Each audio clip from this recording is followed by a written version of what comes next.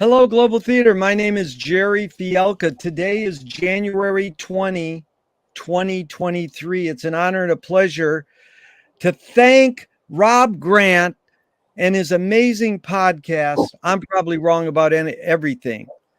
He, So am I. he facilitates these, and I'm really happy that he allows me to do this. It's also an honor and a pleasure to be here with Dan L. Armstrong. Thanks so much, Dan. Where are you calling in from? I'm in Eugene, Oregon. The first question is, what is the best thing for a human being? What is the best thing for a human being? I think to appreciate that they're alive, Yeah. to understand that we're alive. Yeah. Yeah. And what's your favorite form of information, how it comes into you? Well, I'm a writer, so I really like books. I will say maybe a little old-fashioned, but also I'm a creative person, so intuition plays a large part in my gathering of information. Did you see that? What let me do a divert question for a second. Did you become a reader, your interest in books, because your parents told you to? They did it as an example or on your own? You know, I think it was my mother who was a big reader. And I think as a child, I noticed that she was a reader and had respect for writers. And I think she really was someone that clued me into books. Not in any heavy way, just the fact that she was a reader. Why do you think?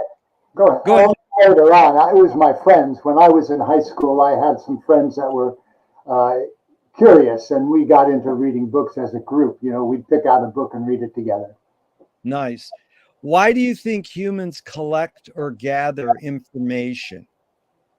Well, I think it's a way to continue relating to the world. You know, if we just walked around and if we rely on our memory, I guess a lot of people could do that. But I think collecting the information is good. It's lets us know where we've gone wrong. Lets us know when we've gone right. And you know, it's a storage facility. You know, how do we keep track of it all? Yeah. Do you think this need or want to collect information is more innate or more invented? No, I think it's innate. I think it's something we've probably done since the very beginning. You know, if you were a Neanderthal or an early upright animal, you needed to remember where you caught the last deer or where you could collect fresh strawberries, fresh fruit. You know, I think there was always a need to keep track of things. Yes. Do thoughts create emotions? Absolutely. Yeah, no doubt about that. To me, passing thoughts often bring emotion to me, and I think everybody else. I think that's, you know, as a writer, writing creates thoughts, or actually takes the train of your thoughts. And if you're writing fiction like I do, you're trying to create emotion, drama, humor, all of that. Yes, absolutely. Yeah, you almost answered this, but I'm going to ask it anyways. Fill in the blank, Dan. I don't know what I think until I write it down. That's not quite true. Not until I think about it. You know, I often say stuff before I think, so maybe it's after I've heard me say it. But yeah, I tend to think by writing. It's interesting because you encompass my two examples. McLuhan says, I don't know what I think until I say it. And Joan Didion says, I don't know what I think until I write it. Marshall McLuhan, one of my absolute favorites. Yeah. You're familiar with this book, The Mechanical Bride? Totally. That book turned me on. I was going to journalism school, I don't know, 50 years ago.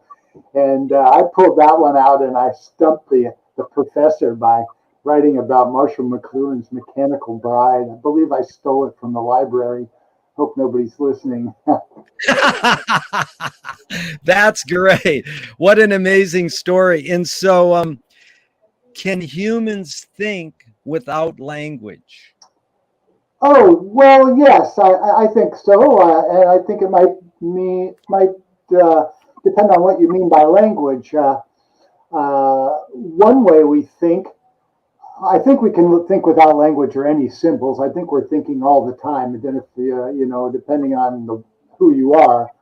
But does geometry count? I mean, geometry, is that language? I think it probably is a number Yeah. language, but that facilitates thinking. Yeah. Well, it's interesting, says because Chomsky says a language is not just words. It's a culture, a tradition, a unification of community, a whole history that creates what a community is. What do you do when language breaks down? When language doesn't work, what do you do? What do? I either remain quiet, or depending on the situation, I might uh, give someone a hug if it's a tension moment, or there's a lot of communication through touch. Um, uh, and even in your eyes, you can, well, but if the language breaks down, often you can say things just with your facial expressions. Even the depth of your eyes can relate information. I think communication is a wide open, multi media and uh, method, and can go without language. I've got a Yeah, cat, he can't talk. yeah. Well, that's pretty heavy. I love your answer, hug and touch. It is a way to resolve breakdown, communication breakdown. Thank you. So this is a stupid question, but basically it's both. And I know it depends, but your observations of humans in general, are we more thinking beings or more feeling beings? I think we're much, much more feeling. I Yeah. believe we're probably about 97% emotional and about 3% rational. We all pretend to be rational. We act like we're having common sense, but I believe there's deeper motives going on. I'm a huge Freudian, so I believe there are motives uh, underneath just about everything we do, whether we know it or not. Very good. So these are two questions from Alan Turing in 1950s. First is thinking a function of the soul? Wow. Well, I don't. I'd say off the top of my head, I'd say no. That would imply that the soul was a literary thing or a word entity thing. I think the soul is perfectly exists without. Yeah, no, I don't agree. Thank you. And his second question was, can machines think? Well, that's a topic of the times, right? We are talking about AI all the time, and my first take is no. Yeah. But it depends what you mean by thinking. Again, we have these machines that are highly sophisticated. I think there's an issue today about, I'm think not CP something or other that I think Microsoft is behind, or some technology company, and they're concerned that the students will use this device to write their papers, and they don't really have to do anything. So, at some level, I guess, but I'm not. Somebody had to put that computer together. Somebody thought it up and put it all together, the relationship. So I'm not big on machines thinking on their own. I guess it's a subtle question. Do you more pursue happiness or more pursue meaning? Well, I think meaning for myself. I think that's really why I write. I think by putting things down on paper or typing them into my computer and seeing them, I think that's how I order my mind. And uh, I want meaning in life. Happiness can come as a result of feeling that you fit into the world through the meaning and what you're doing. I think that's important. Yeah. Does the brain more detect consciousness or create consciousness? Like, is consciousness there bubbling away and we're detecting it, or are we creating it? Well, I think we have consciousness immediately when we open our eyes, at the very least. I mean, consciousness is the topic that I often think about, and uh, imagine the idea of just opening your eyes. One of the first things you do, even if you're not thinking, maybe you've just come out of deep sleep and you open your eyes, there's the world. It's set up in 3 dimensions for you, actually 4, but we don't think about it that much that way. But the idea that this room I'm sitting in is 3-dimensional, I think that's an aspect of our consciousness. It shapes what we see. Of course, we have consciousness when we have our eyes closed. I think of Descartes and his Belgium oven and going, well, I think, therefore I am. I know that's an antiquated piece of philosophy, but I like that idea. You know, I think, therefore I am. And consciousness is, you know, I know we come with consciousness. As a matter of fact, that's one of the interesting concepts. Where does consciousness come from? You know, we have this thing between our ears, a brain with all these neurosynapses and chemical, electrical things going on. Why would that generate consciousness? Why would just all this biology create consciousness? I think they refer to consciousness as an emerging property. In other words, something that comes from something that's not really necessarily going to be there. Just because you have this pulsing brain with alive and sparking with little biological, electrical energy, it doesn't mean it's going to create a mind. It doesn't mean it's going to have this ability to look out of your eyes and see things, or close your eyes and see things that you imagine. So, no, I think it comes with us. I think it's part of the deal.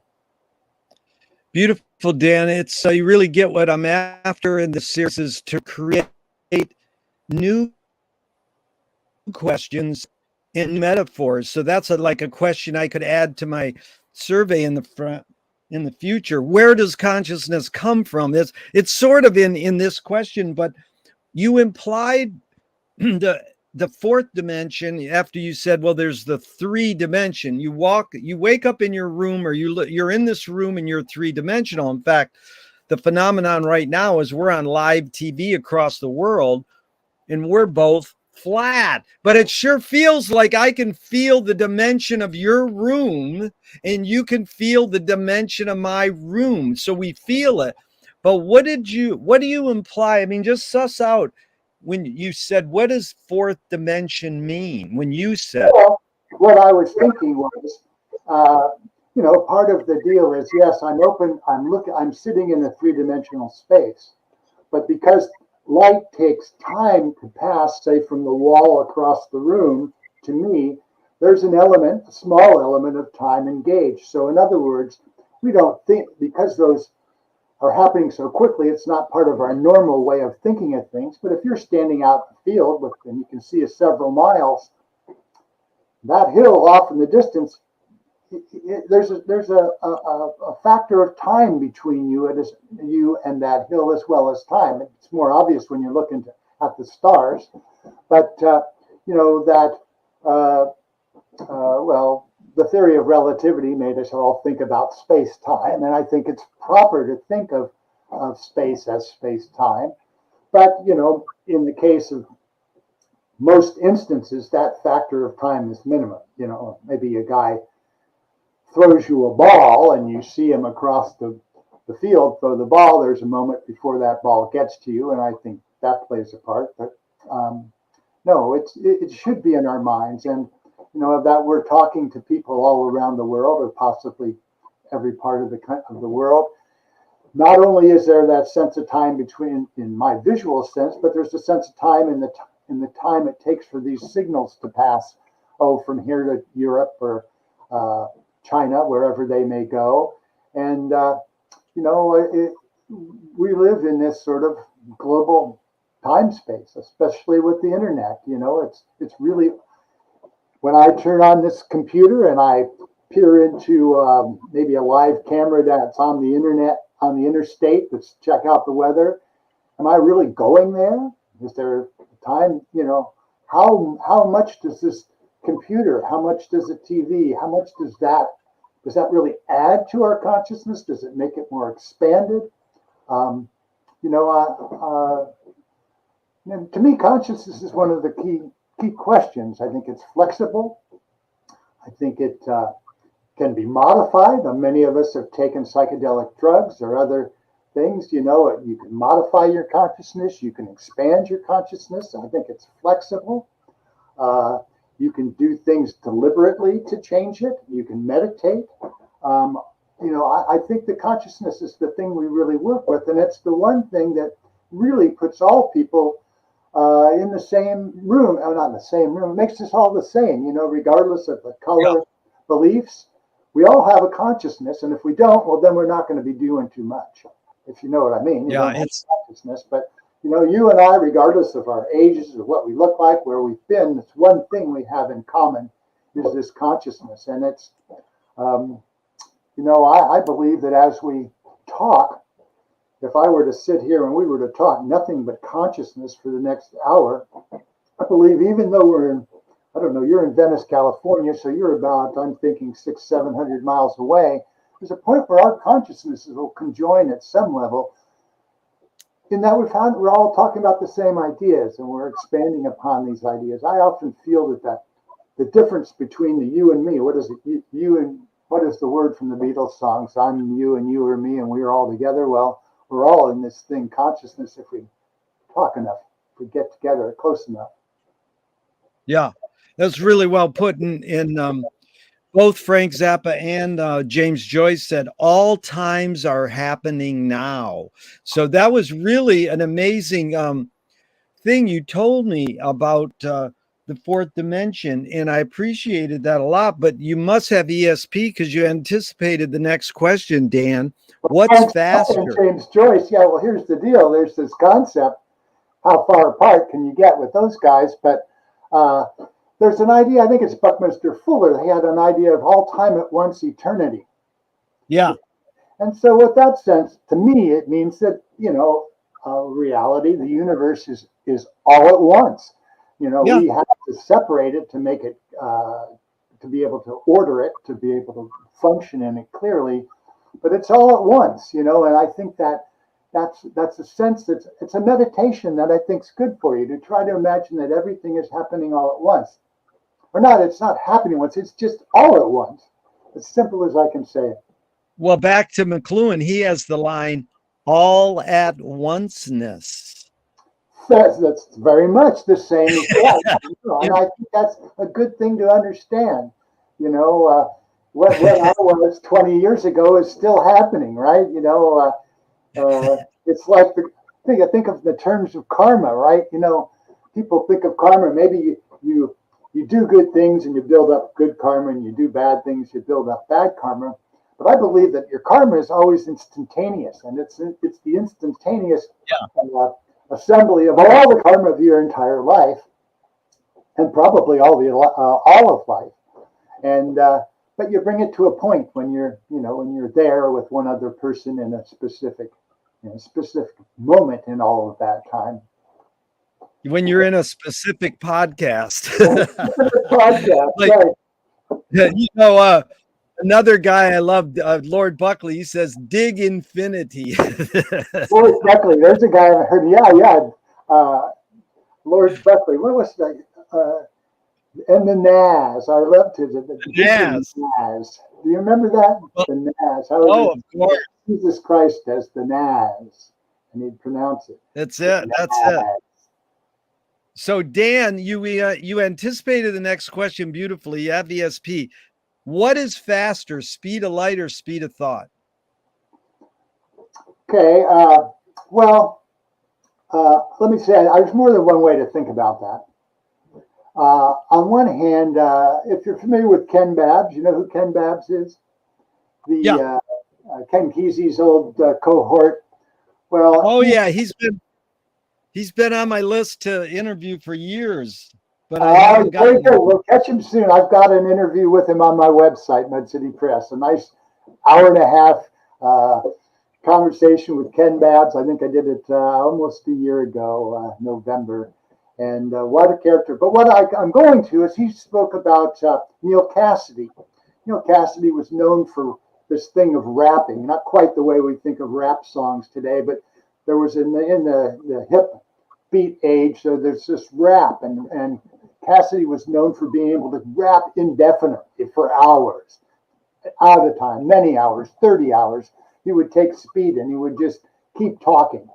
Well, Babbs has this line, and I actually was trying to find it earlier today and I didn't locate it, but he says, the fastest that a mind can go is I think it's 1/3000th of a second. And he has it nailed down to this fraction of a second. Whether that's true, I don't know. But I think of that when you ask of which is faster. On the other hand, I think of the song by the Moody Blues, thinking is the best way to travel. And in that case, intellectually, I think I can plant my mind on some distant galaxy at any time I want. And if in life we're traveling, it would take, some fraction of the time. So maybe thoughts immediate. I don't know.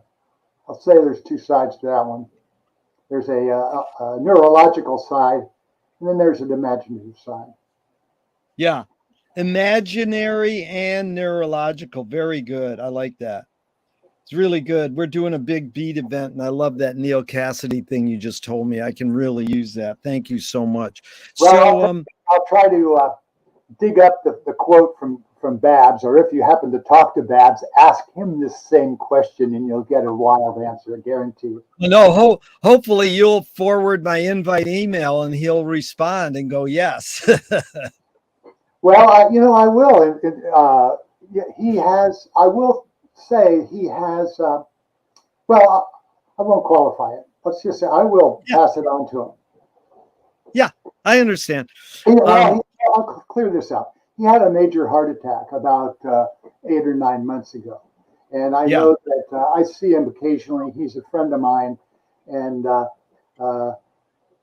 he's taking life a little easier. He's 87 years old, and so. But whatever. If it works, great. No worries.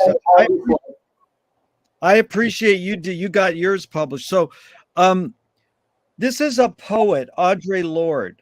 She said, "You can't dismantle the master's house using the master's tools."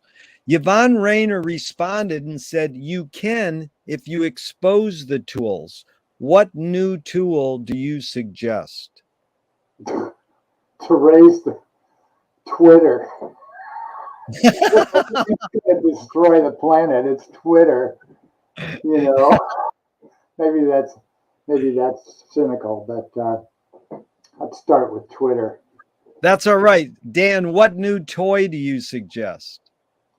What new toy do I suggest? Well,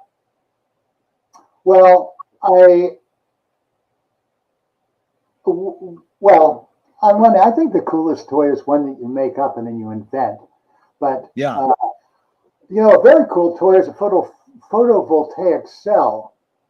We see them on houses to collect energy from the sun. They're very interesting the way they work. But when you attach them to toys, I think I got a little insect around here in my room that has a photovoltaic cell on it. And if you put it outside, it walks around. I think a photovoltaic cell showing how energy can be captured from the sun is a nice toy for anyone, because how that happens is curious, it's important, and regardless of your age, it's nice to know about it. That's a good one. What do you worry about when you go to bed at night? Oh, well, my family and my family's health.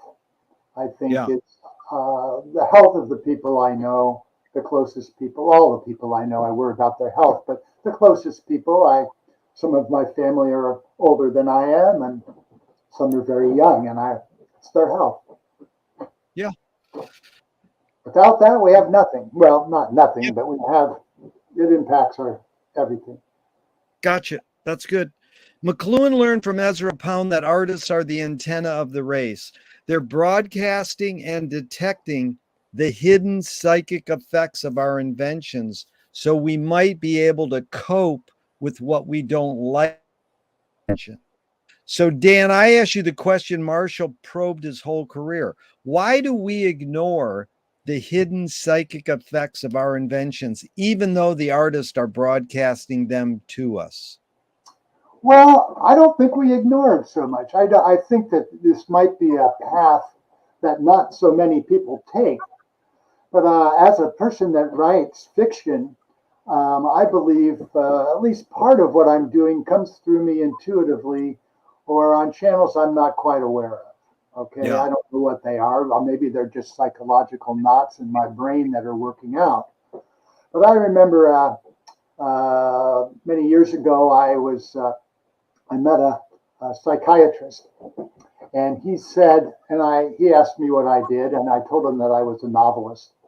And he said, you know, that a psychiatrist often will go to novels, especially older novels, to see about how we think. You know, and when you're imaginatively building characters, you do it, you know, on feel, intuition, maybe past experiences, but you might put together ideas that people haven't thought before. And I know that it's not uncommon. I'm sure Freud went to fictional pieces for insights. But I think we do use it. I think, but it's just not that everybody thinks that way. But there are people that use art to inspire reflect on things that have happened. I think I do that. If I look at a painting or I read a book, I'm looking for feedback on what's going on, maybe ideas I haven't thought about the things that are happening. But I believe it happens. Well put, Dan. I agree. Do artists have moral obligation? Well, that's a difficult one. I try to have a moral obligation. However, I write a wide variety of novels, and I've written some that could be called horror stories. I've written some rather dark, black humor, mysteries, and I think some of my readers might argue that I've wandered off the trail.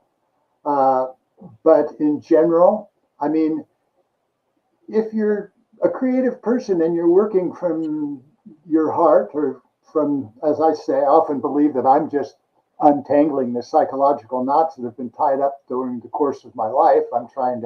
Writing can be therapeutic, but you can uncover things that might not be morally correct. And then the question of what's moral. I mean, morality becomes a perspective problem. What do they say? A terrorist to one person is a freedom fighter for another. So who's being moral? Another case, particularly when I approach ideas of morality or even the idea of truth, I figure the best way for me to get at it, the most realistic way for me to get at it, is through a novel or a piece of fiction where, you know, I have 8 characters and they're all looking at this issue and they're all looking at it through their own context, their own lives, and it appears to them differently, right? You know, the instance of an abortion is one of the most classic, at least in these times in politics. Is it a moral thing to take a life? A fetus? You know, I believe everybody gets their choice on that one. Depends what you believe.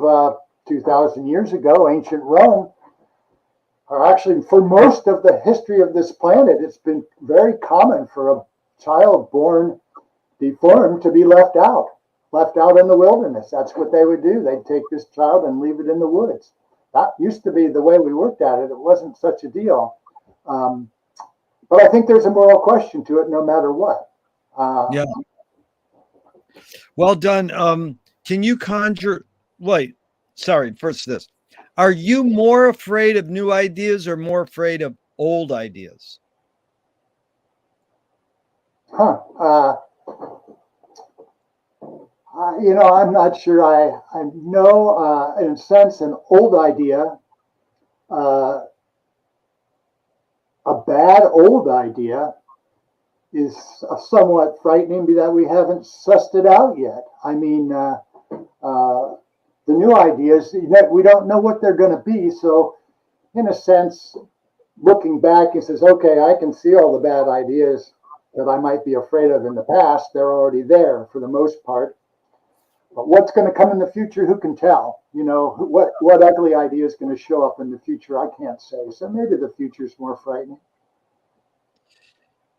Can you conjure up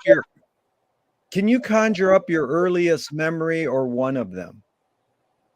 Uh, yes, but it's confusing. I have a memory that I believe might be 4 years old that I have thought about before, but it's confusing because my father was a home movie taker. And so I have, he took movies of the kids from the time we were babies, like everybody does today. But even 70 years ago when I was a baby, my father had a camera and I've seen those films. So to some degree, it's difficult to separate a memory that I've seen in a film from the actual memory. Do you know what I mean? Do I actually remember it, or do I remember that only because I've seen from a movie? But I do have one individual memory that I consider the oldest one I have, and doesn't go back too far. I mean, it doesn't go back to being 1 or 2, but I think I was 4. Is memory more a curse or more a blessing? Oh, it's got to be a blessing. I mean, it's a tool for learning. It's a tool for gaining wisdom, right? If you were to forget all the mistakes that you made, you keep making them over and over again. So, no, it can obviously be a curse. I mean, if you have some very ugly memories, but my opinion is that when you have an ugly memory or a memory that is bugging you, haunting you, that's the sort of thing that I might write about for myself. I might take a memory that I had, an experience that I don't really like to reflect on, and it wasn't very pleasant. But I also believe that that's an avenue for me to get greater insight into myself. And so as a fiction writer, I'll put that instance into somebody else's life and review it and inspect it and try to come to terms with it. I don't want a memory I can't look at anymore. You're a wise man. Thanks. So, Dan, tell me someone just briefly within your immediate family and then outside your immediate family who had an impact on you, kind of like a role model. And what specifically was that impact? Okay, well, in my family, I think I would say my mother and my father, greatest contribution to me was their sense of humor. We didn't have a religious family. My father was in the military and uh, sort of a sober life. But my father always had a good sense of humor, and so did my mother. And I think that's a very key ingredient to existing in this world today, right? I mean, there's a lot of things. If you can't laugh at them, you're going to be crying. So that humor. And another more influential, maybe in my life, were my friends, my peers. And not to be controversial, but I know that in a couple of friends, when I was, in my teens, 19, 18, 20, uh, psychedelic drugs became uh, popular, at least among the counterculture. And that was very massively influential on me, my discussions with my friends over this particular uh, drug or state of mind. And I believe as a child, as a teenager, young adult, young man, those were hugely influential on me. And it was a couple of people that I knew that made me think about doing that. Do you pray? Do I pray? Um, it's not something I would normally do. I don't really believe in a God to pray to. But when things are going bad, I do believe that my thoughts can be good. Say a friend of mine is suffering in some way, and I'm not with him. I try to think about him. I try to him or her, and though I have no proof of it, I sometimes believe thoughts. Maybe you think about this man that was injured in the football game with the Buffalo Bills a couple of weeks ago, and the idea was everybody think about him or pray about him. I think that's a subtle difference, maybe depending on your way that you believe. I think having maybe a billion people thinking about your good welfare might have some impact. Yes. I remember a speaker I once heard, a spiritual speaker. I think his name was Brew Joy, and he compared thought to gravity. And he said, I think thought has gravity. Well, I'll just leave it at that. Yeah. No, it's great. It's like, why hasn't everybody thought no war all at once and then it goes away? I mean, really, we don't know if it could work. So I've had that thought myself, Jerry. I really have. I once heard a story about that.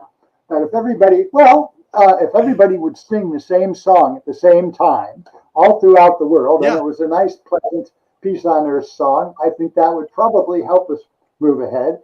But you recall, I think what year was it? 1985, maybe 86, when there was I think it was might have been worldwide, it might have only been nationwide, where we were trying to hold hands all the way across the nation. Do you remember that? I did that. It's right across the street from my library. I know the very spot where I was holding the hand. And every time I ride my bike there, or often, I think of that moment. So it is. I was thinking, go ahead, keep going. I didn't mean to interrupt. No, it's this commonality thing. But I was at the east side of the George Washington Bridge. Yeah. I was living in New York City there, and we had a whole string of people hands across the George Washington Bridge into New Jersey. Hey, humans got the potential. It's just they got to get it together. I mean, peace isn't that tricky.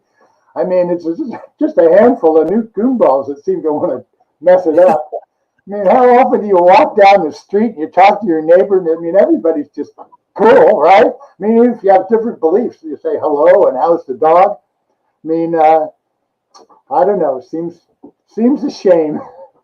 Yeah. Dan, if God does exist, what would you like God to say to you after you die? After I die, I'm going to say, wake up, Dan, you're dreaming. Well, how about, can you hear me? You're wake up, you're dreaming. That is a good thing, man. You don't know. Not 80 to 90% of people go, oh, you did a good job. I mean, it's evident. That's like you're a creative thinker, Dan. That was good. Do evil people exist, or does evil use people as a vehicle? Well, I think I don't think there's something evil. I don't think there's a real entity of evil like a devil or just a black cloud. I think more in terms of the balance. The yin yang sign. There's a dark side and a light side, and they work in balance together. People do evil things, but again, it becomes a perspective. Is this action evil to one person? It might not be evil to another person. So I'm not big on the idea of evil as a separate entity. Now, there are people that go out and do evil things. I'm definitely aware of that. And those are the guys that are starting the wars. Yeah. For worse or less. Yeah. How do you advise someone to deal with an enemy? And I'll set up with a few modern thinkers. Alan Watts says, if you acknowledge your enemy, you empower them. Coppola stole from the mob and the samurais. Keep your friends close and your enemies closer. JFK said, forgive your enemy, but don't forget their name.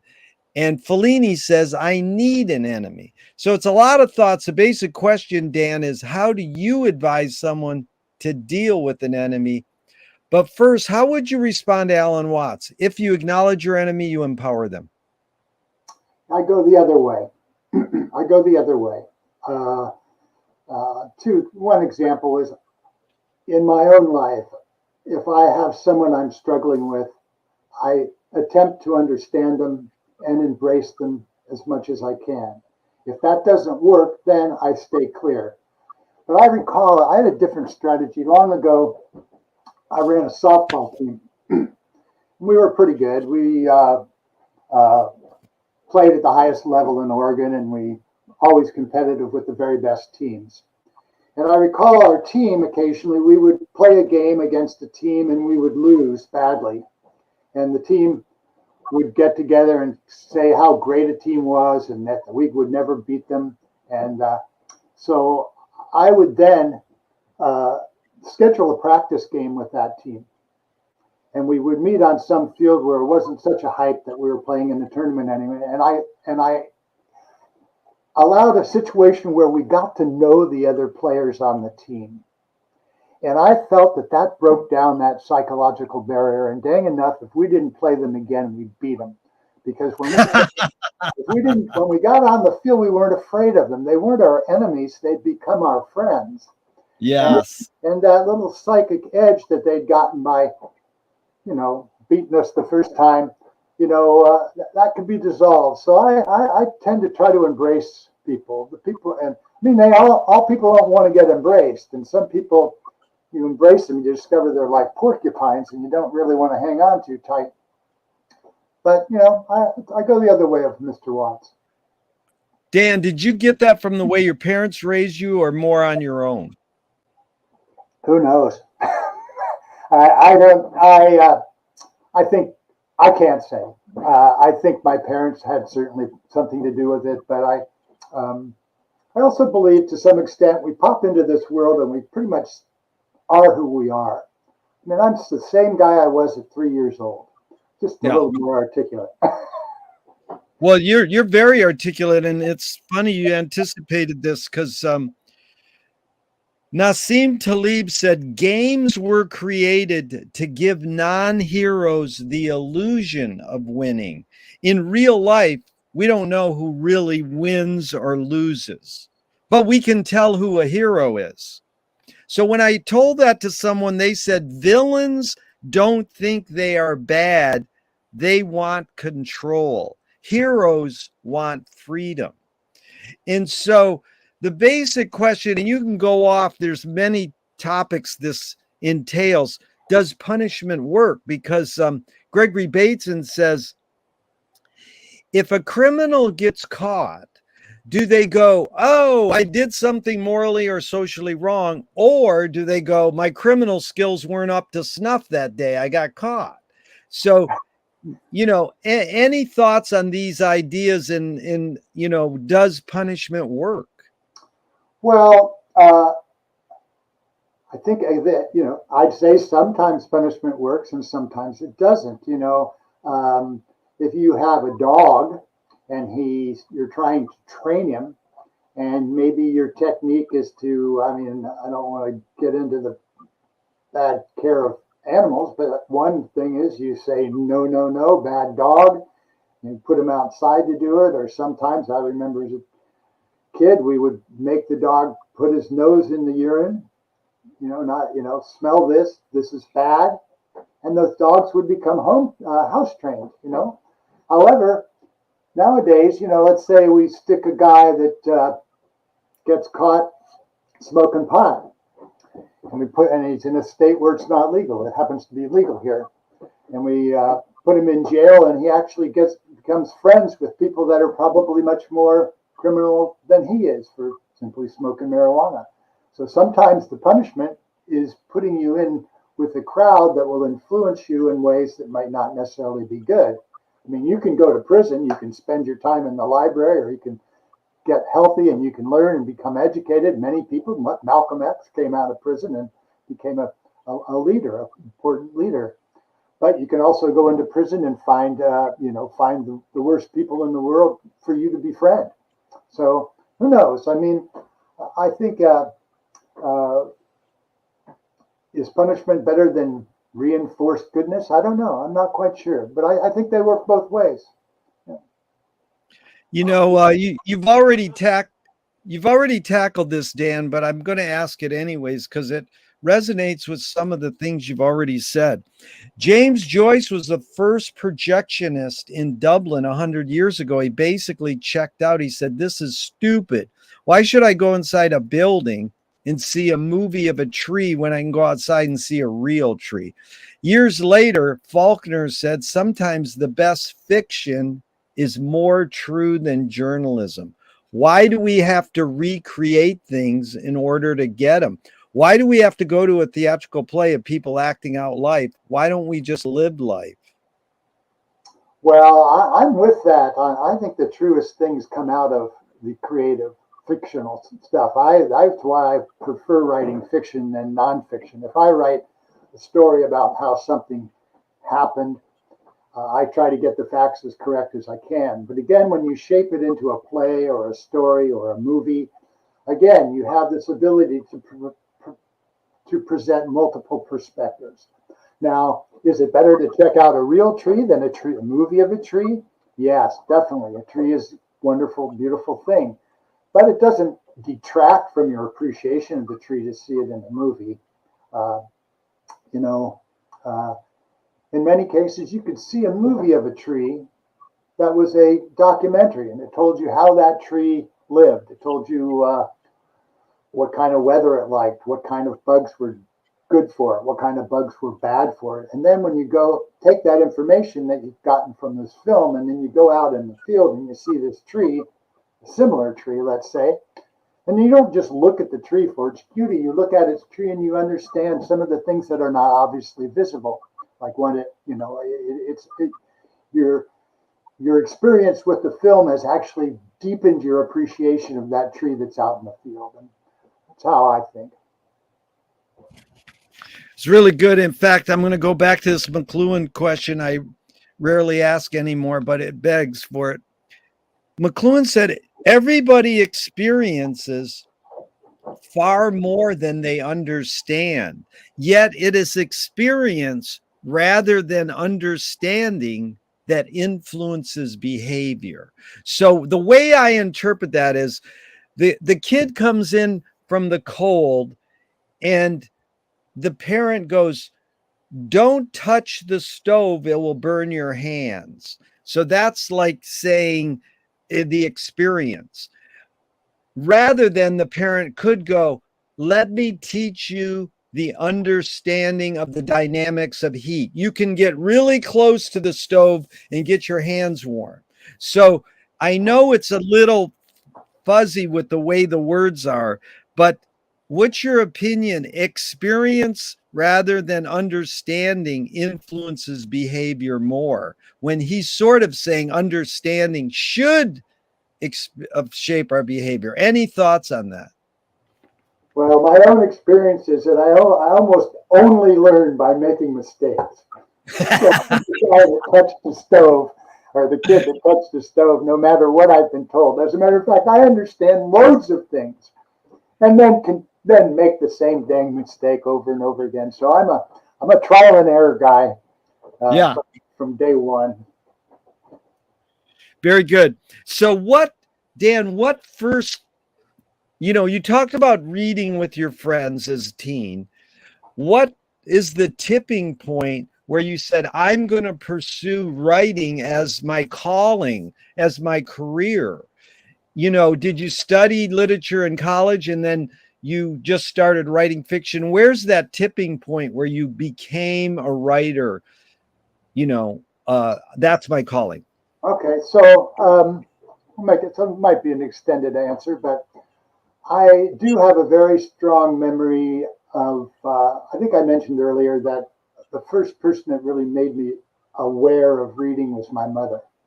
Yeah. And I was not particularly close to her, but I remember being in third grade, really, and writing a little story in one of these little notebooks that I had. And it was, it was probably a very silly story, but I was intent on getting like 8 or 9 pages in this tiny, tiny book so that it was almost like a little book. And I remember showing it to my mother that it was written. But in a more conscious way, I studied engineering in college, so I was a math and science guy. And I think I got attracted to storytelling. I wanted to tell stories, and they could be math stories or whatever. But bottom line for me for writing, I believe I kind of have to do it. I think I mentioned before, to me, it's a bit of a therapy. We live in a really complex world, sometimes hard to make sense of it, put it together. I believe I take my sorting of the world comes through in the writing. I'm getting it down on paper so I can see how it aligns, at least for me. And also, I do believe the writing, in my case, especially highly creative, non-professional. In other words, I'm not a journalist that's getting a paycheck. It's me unwinding myself. It's a process of self-realization. And this came to me when I was about 19 or when I was 21. I was in studying aerospace engineering, believe it or not. And as an elective, I took a creative writing class and really, really loved it and realized that it was the thing I wanted to do. It was, I just, as I was a relatively quiet person, not anymore, but as a child, as a kid, and it was me probably trying to reach out to the world and just explain who I was to the world, and also explain who I was to myself. So the writing, to me, I think I was born with some need to do it, or if I wasn't born with the need to do it, the path of my life left me with internal questions that I continue to try to solve. As I say, self-realization. I think that's Henry Miller used to refer to writing as the process of his own self-realization. I spoke again of taking a point or an experience in my life that maybe I don't want to remember or was uncomfortable. Me taking that and putting it into a fictional setting is a way of me learning about it, understanding it, coming to grips with it. So for me, first writing is something that I do to straighten my head out. Yeah, that was heavy. You actually answered the next question. A screenwriting teacher told me great art is when you can clearly see the intention of the maker. Stanley Kubrick says great art is when you can clearly not see the intention of the maker.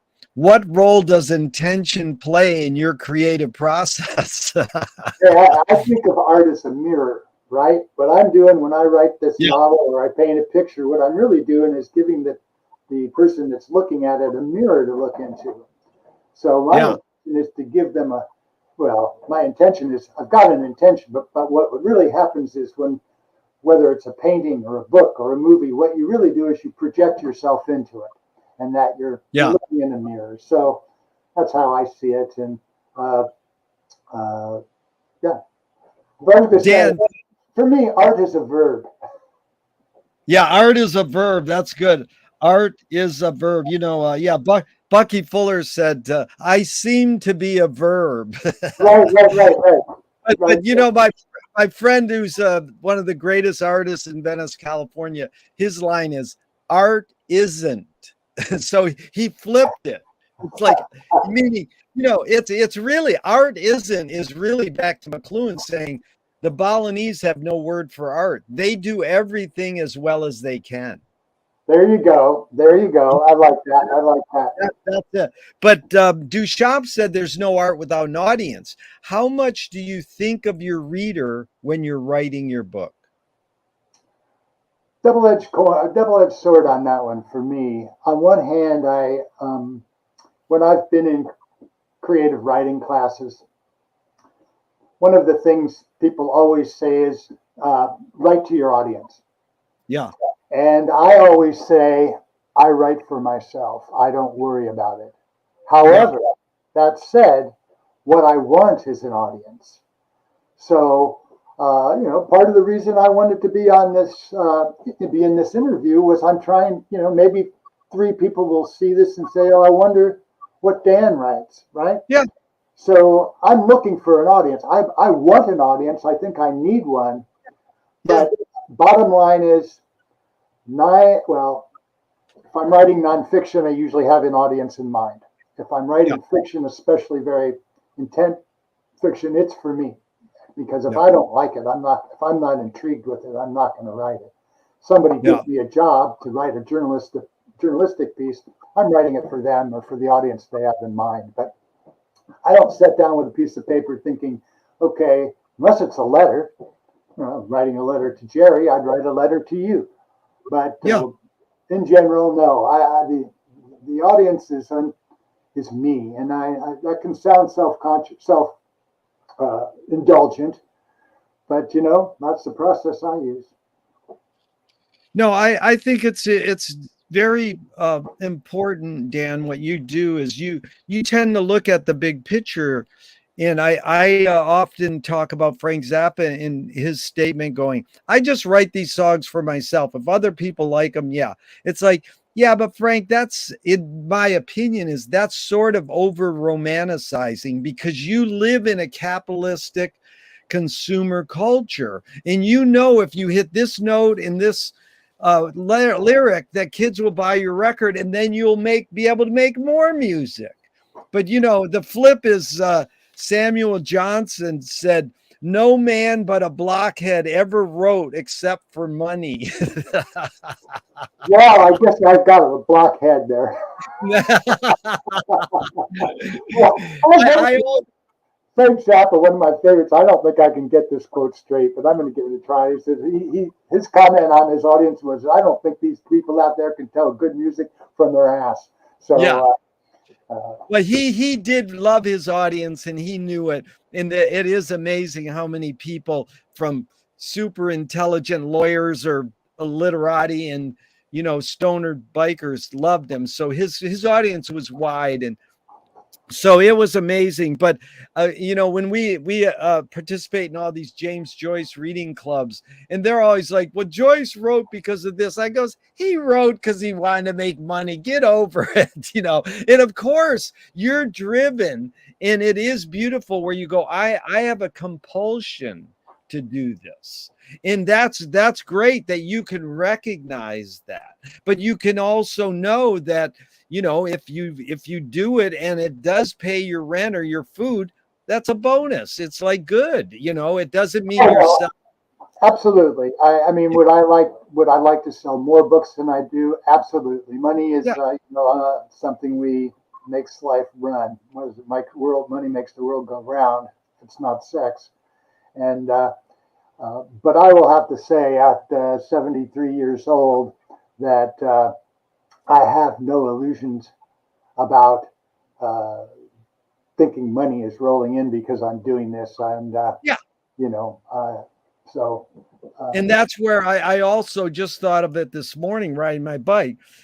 Is it bad to say, well, I want people to buy my books and I'm going to change them a little because it's going to be more accessible? Or is it good? It's like, it's constantly just going up and down how you register it. Because one of my favorites is a punk magazine editor, Al Flipside, said, don't sell out, sneak in.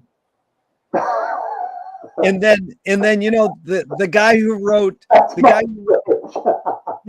the guy who wrote Taxi Driver, Paul Schrader, who's a very intelligent writer, he said the role of the artist is to attempt to sell out but fail.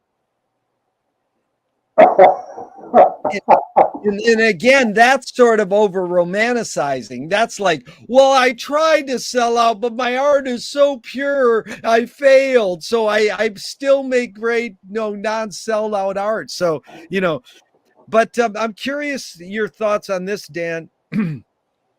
McLuhan says everything we invent extends some humanness or human sensorium. So knife and fork extends our teeth. Clothing extends our skin. Even non-tangible like religion or philosophy might extend consciousness. What does the writing utensil extend for you? What humanness? Whether it's the keyboard or a pencil, what humanness does it extend? Well, on one hand, it definitely expands my empathy. Oh, that's good. Yeah. So, at least in a fiction, I will put myself into the minds of other people in an effort to understand. I might pick a character that I don't really like and try to get into his head so that I can understand them and have empathy for the way they're thinking. Uh, I think that is critical. Another point, I guess, is um, uh, it. I pick topics to write about often that I don't know about, which is again the wrong way to go. They say, write what you know about. Well, I will often want to know about something, and I will then do the research and read and talk to people and expand that, and then turn it into a piece of writing. And for me, that's all about expanding my consciousness, expanding my awareness, expanding my appreciation of maybe history in this case, but also, and with the word empathetic, expanding my appreciation of people and how different they can be. That's our problem with various issues that pull people apart. It's that we don't make the effort to figure out who they are and why they think who they are. I know today in the United States, particularly, maybe the world, we have a really radical, at least perceived, division of right and left. In my experience, or let's say conservative and liberal, more simple. In my experience, very few people are just liberal or just conservative. You might have one view on this issue that's conservative and a view on this issue that's liberal, right? And I think most people are mixed like that. Yeah. And so when you try to put everybody on one side or the other, it's just nonsense. It's making us enemies. It's divisive. Yeah.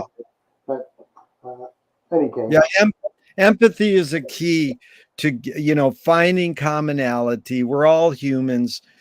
So, well, what was the motive of the cave artist? Your hunch or your guess? Well, I recently read an article suggesting that there was more than just pictures of maybe antelopes or buffaloes on the walls of caves. There was some notation. I don't know if you saw the piece. It looked like they might actually have been counting strokes. And I think if that is true, and that's something I only recently come up with, that it was more than just, it was a communicative thing. But from regarding the images on the walls of, say, caves, of the buffalo, the animals,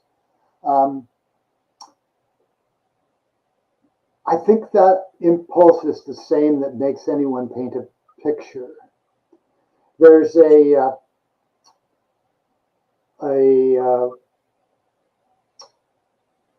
hotel and restaurant outside Portland called what is it called? The it's a Edgefield. It's an old farm. It's an old poorhouse from the 30s. It's a big, huge brick building, probably 200, 300 rooms, and it was bought by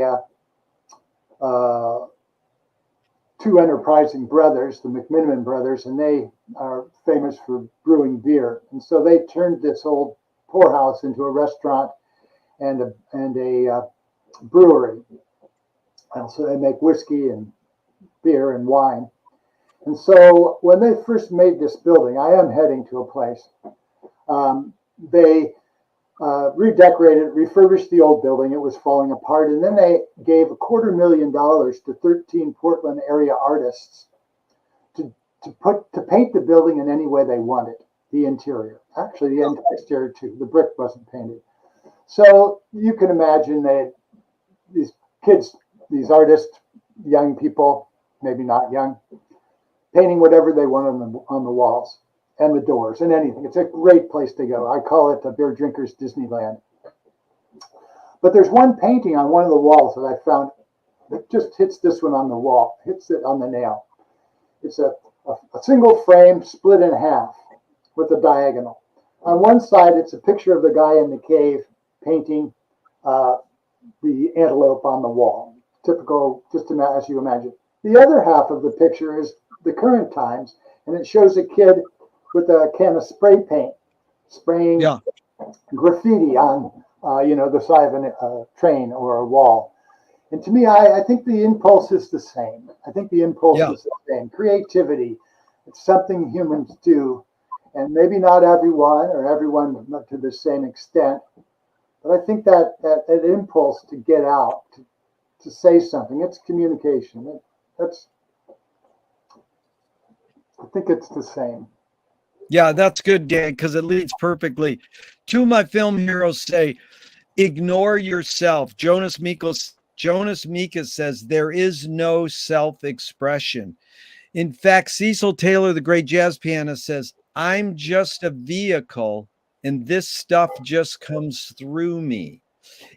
I know it's both and it depends, but just to prompt your thoughts, is art making more self-expression or more you're a vehicle for whatever culture, technologies, and environments are dominant? It is definitely both, and I think that in my own personal life, it often seems like it's self. Okay, I said before that I use it as a tool for self-realization, maybe even therapy. Not unusual to say art as therapy. But there's also times when I have no idea where this is coming from. Yeah. And I often wonder if it is just I am a medium and it's pouring through me. And it depends on my day. I often say there's some days I'm much more optimistic and some days I'm a little less. And on the little less days, I figure I'm working it out psychologically, and I'm just some wounded warrior from the expanse of my life, and I'm just trying to get it straight. Or there are times when I really feel like, wow, where in the world did that come from? And it's beautiful, right? I mean, the music seems much more obvious, right? When you're playing the music, it seems to be flowing out. I wish I were a musician. I really would love the feeling of playing with a group and playing guitar and singing. And so, again, listen to those people singing in the gospel church, right?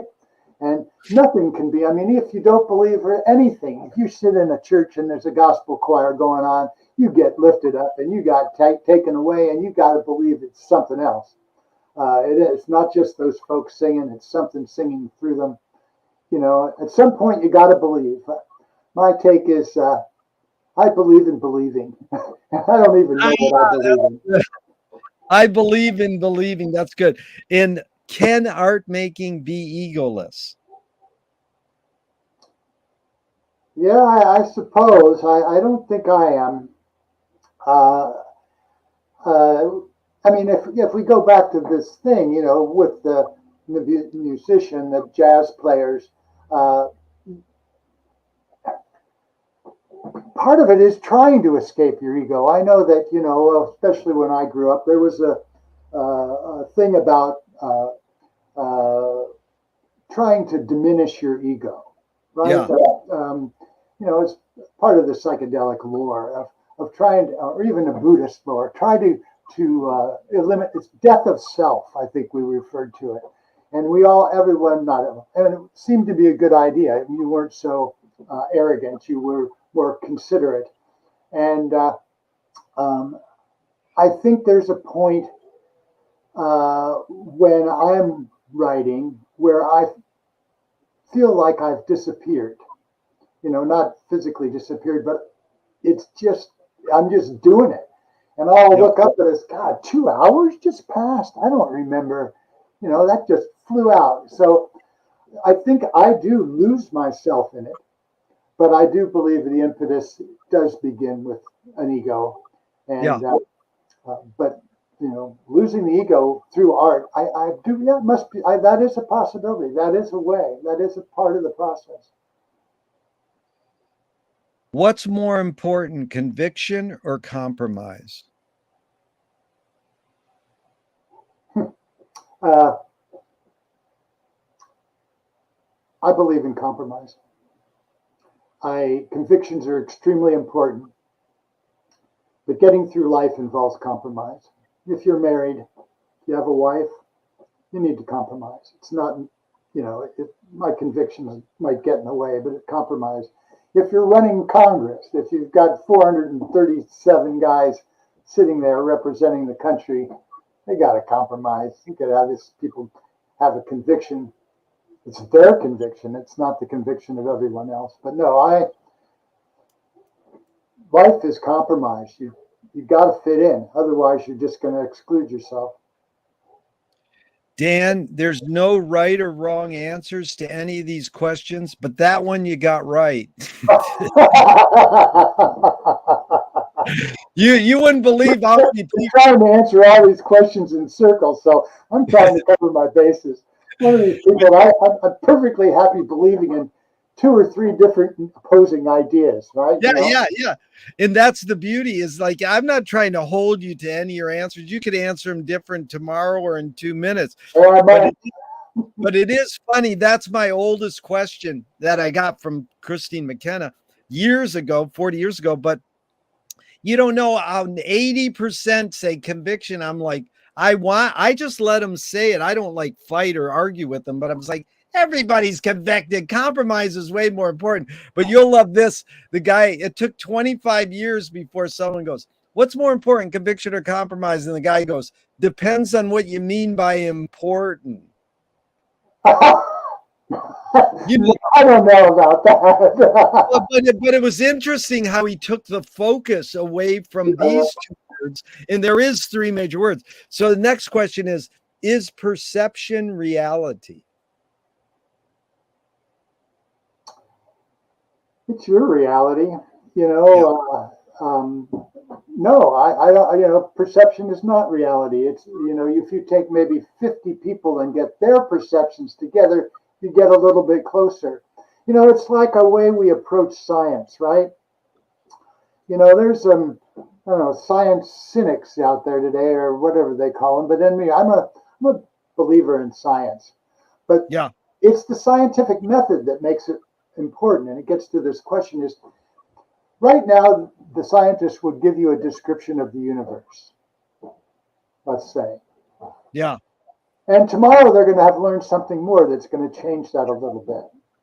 So there is no individual reality. What we are, we're building the reality and how we understand it. There may be a reality exterior to humans or life, who knows? But as we understand the reality as something, a shared objective reality of humanity, it's something we're building, and that changes all the time. And that ability to change is what's important. It's as though, well, in any part of our science, take the genetic code. 40 years ago, we imagined that if we could crack the genetic code and do the genome for all the different animals and parts of life in the world, that we'd have a big answer to how life comes about. Another 15 years or so passed, and they realized that not only was it the genetic code, but it was also something they call, let's see,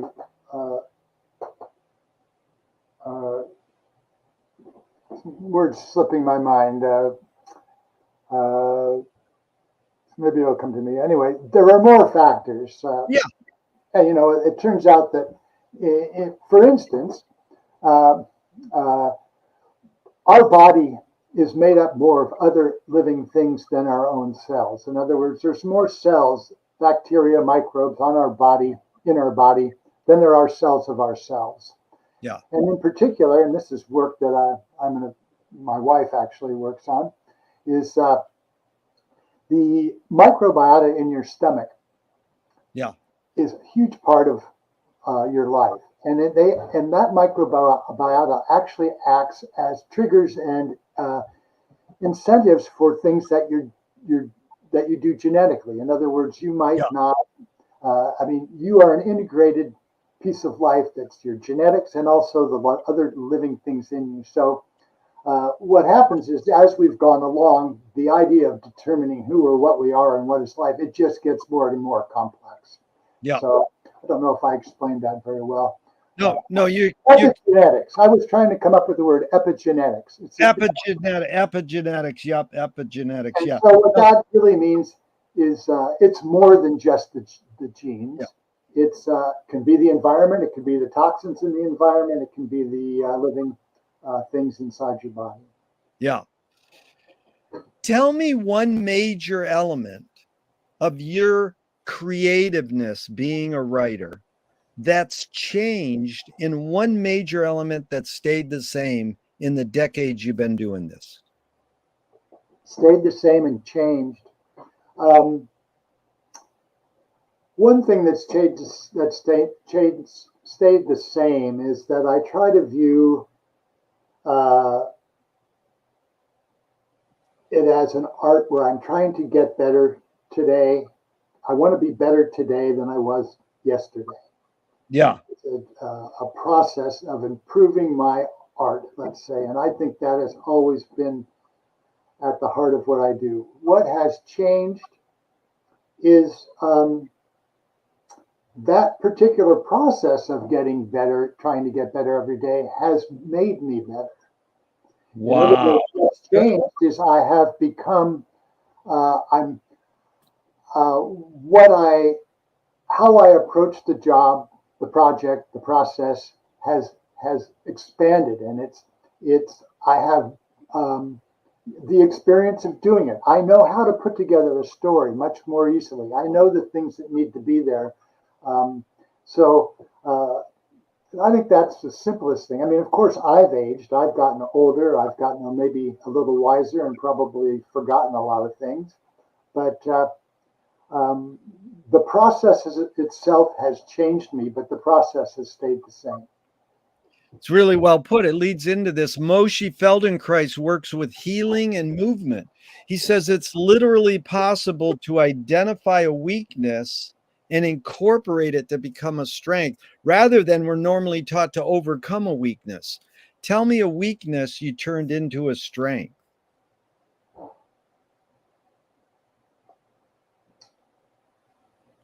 Well, I think it goes back to things I've said before. In the instance of, let's say, in simple case, a bad memory, a bad experience. Yeah. And rather than hiding from it, again, I've tried to take it, to learn from it. And then often it's become a strength because in the creation of it, it becomes a good thing, right? By taking advantage of the weakness, my own fault, my error, something that I could not do well, or some insult that I had taken, by turning that around into a story, for example,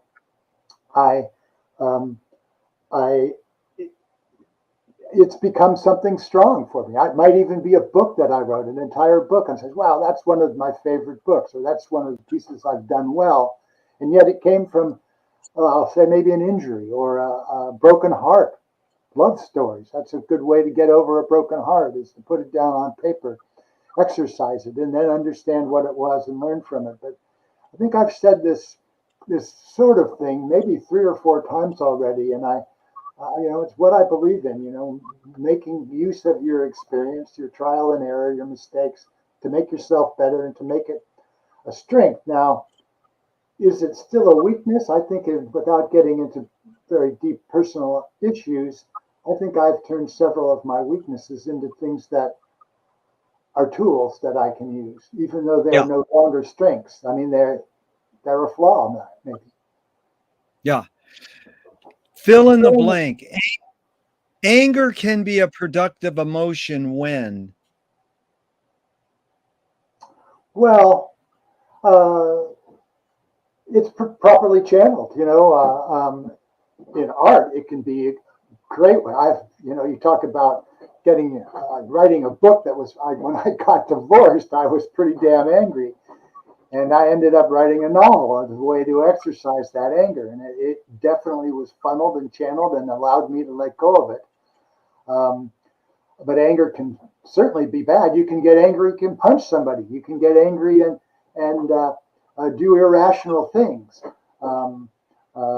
But again, I think that's something that I would attach to wisdom, using your experience. You eventually learn when you get angry. Wow, I'm really pissed off, but there's nothing I can do about it, for instance. And then, so how am I going to make use of it? How am I going to get this energy? I mean, heck, it's energy. It can be very, very powerful energy, anger.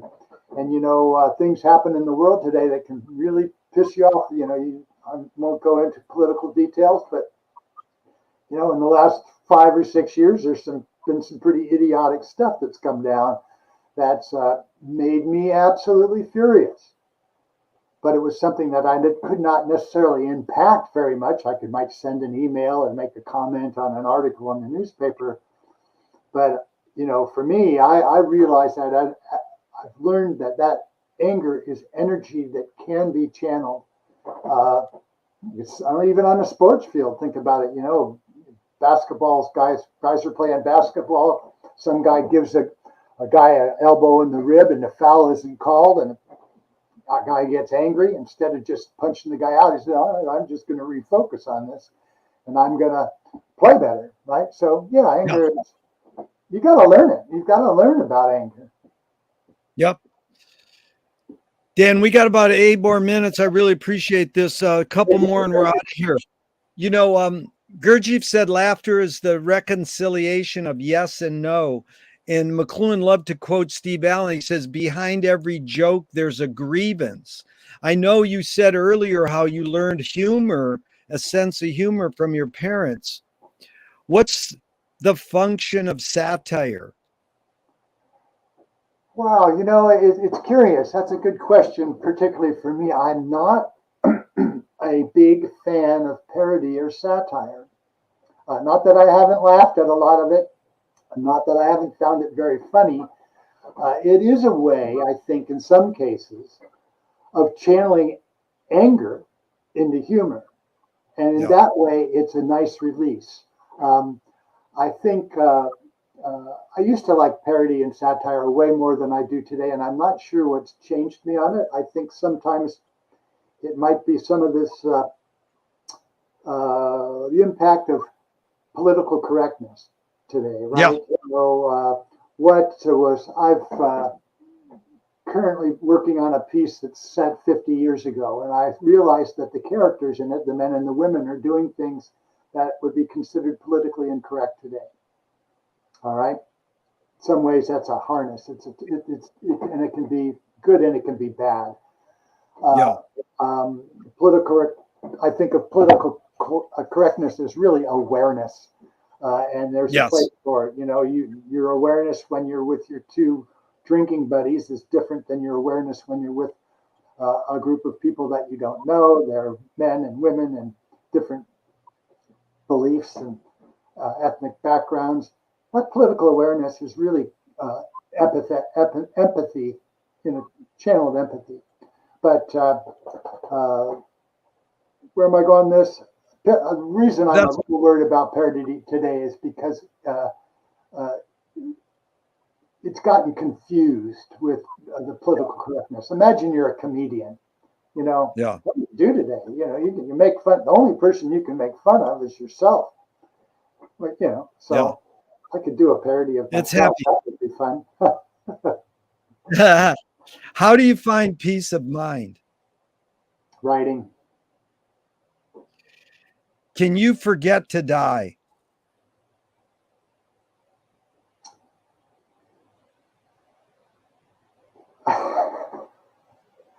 Can you forget to die? Well, I think you're going to die regardless, but you, at some point we're going to lose our memory, and you might not know you died. I don't know. I find that a kind of a weird question, Jerry. It is a very weird question. It's funny how people want people want to take it either literally or metaphorically because it's such a. But what I learned from studying James Joyce is a great line. He goes, "Remember to forget." Yeah. Well, but my take on that, though, a little deeper, is that maybe this is an older person talking, being a senior citizen, but I think it's extremely important to come to terms with dying. Yeah. You can't be afraid of it. We all are, but you have to minimize that. And so there was a time, and I mentioned this earlier, the death of self, the elimination of ego, the art of dying. That is a concept out of Tibetan Buddhism. They read what the Tibetan Book of the Dead. This idea of meditating as preparation for being without a body, right? Yep. Do we have a consciousness after we die? I don't know the answer. On a good day, I say yes. On a bad day, I say absolutely not.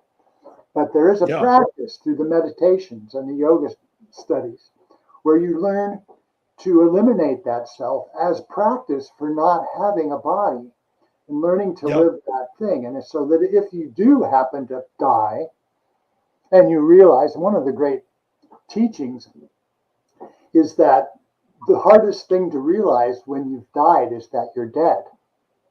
Yeah. And the idea is that when you, again, this is one perspective, that the recently dead will then hover above their dead body and wonder who it is in that body bag, because they can't believe they're dead because they still have a consciousness. And so the horror becomes, hell becomes having a consciousness with no body and having no idea what to do. Being lost. What they call it, the samsara, the constant wandering.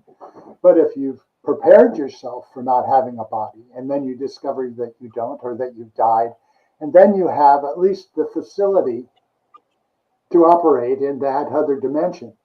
Now, like I say, I don't know if there is another dimension, but there's something called the asymmetric belief. And the asymmetric belief is you live your life as though there is another life, whether there is or isn't. And you don't really need to know. You live your life as though there is.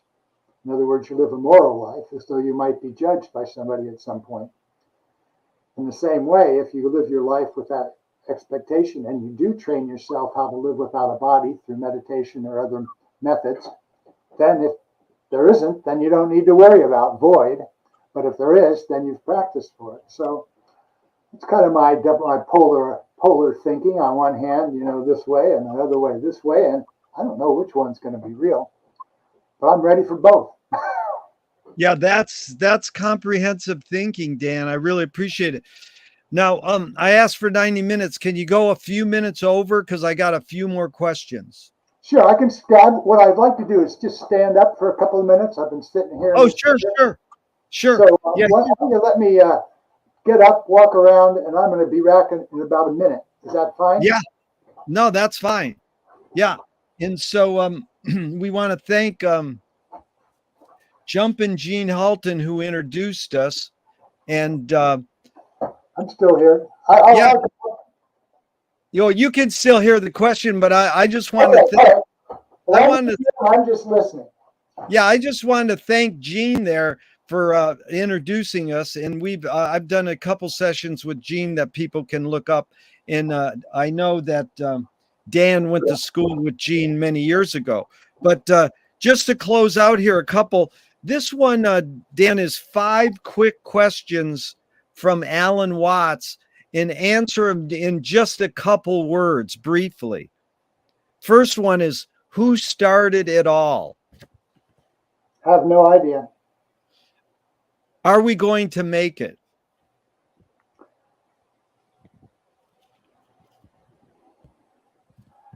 Too tough a question. I do. I think we're going to make it, but eventually, eventually the Earth falls into the sun and we won't make it. Yeah. If we're going to make it through the next 100 years or next 200 years, there'll be somebody around in 100 years. Yeah. Yeah. Third, Alan Watts is, where do we put it? In our wallet. Good. Cynical. That's cynical. But who's fourth one is, who's cleaning it up? No children. And the fifth one is it serious? Yes. Okay, couple more and we're out of here. If you're walking down the street today and you met yourself as a 12-year-old, what would you say to your 12-year-old self? I can't say. I'm in public. I would say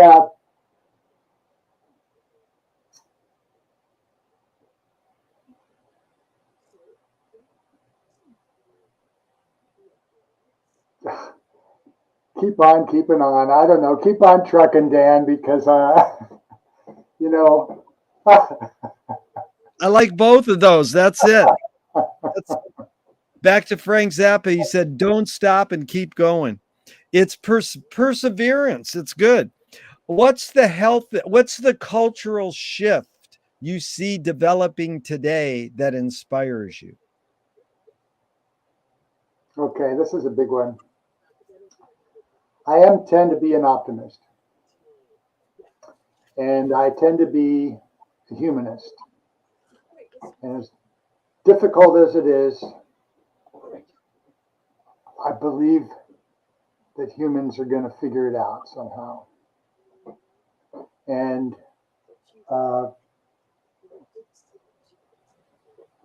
if the key is believing, well, I don't know. It's this tricky in that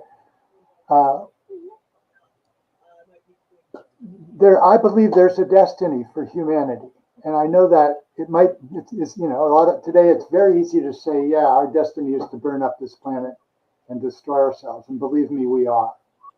The destruction part, I don't know, but I think there's a need to believe in humanity, and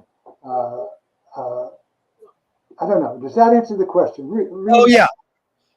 No, that answers it well. And we'll just close out with this one, because usually my last question is, what gives you the most optimism? Because that's what they asked Groucho Marx at the end of his life. And he said other people. And the first question is, what's the best thing for a human being? And Wilhelm Reich said other people.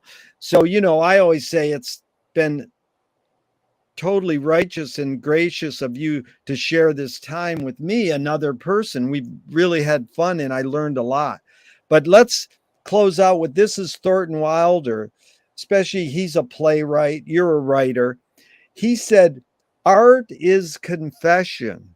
Art is the secret told, but art is not only the desire to tell one's secret, it's the desire to tell it and hide it at the same time. You've laid your cards on the table for over 90 minutes, Dan, and I'm not insinuating you haven't already answered this. What's it really all about for you? What's it really all about for me? Well,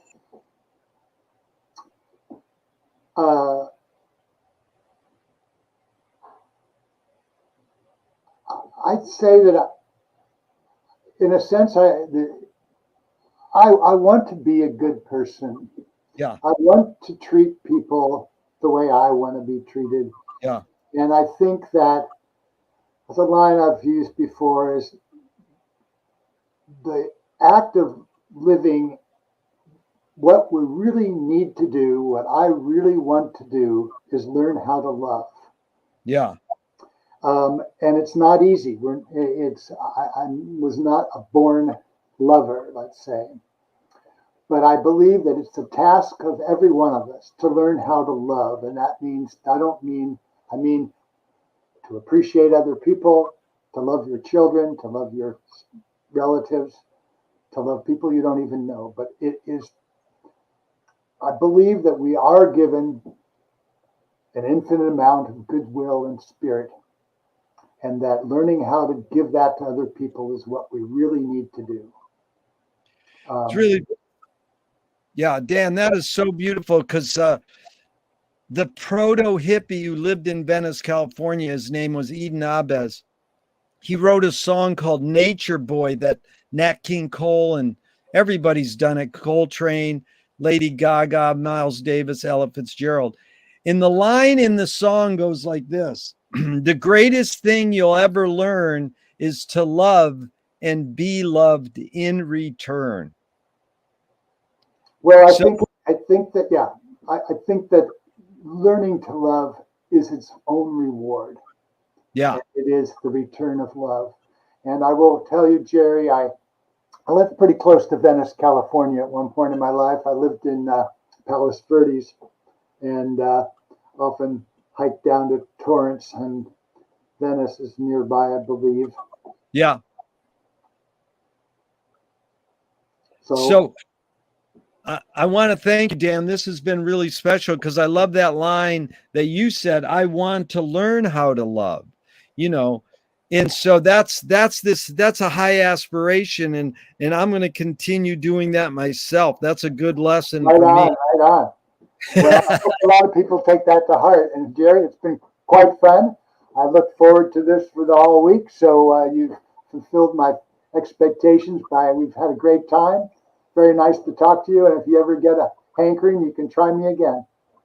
Thank you so much, Dan. I'm going to hit the end broadcast, but I hope it never ends and we can keep talking forever and ever. All right. Very good. Thank you for having me.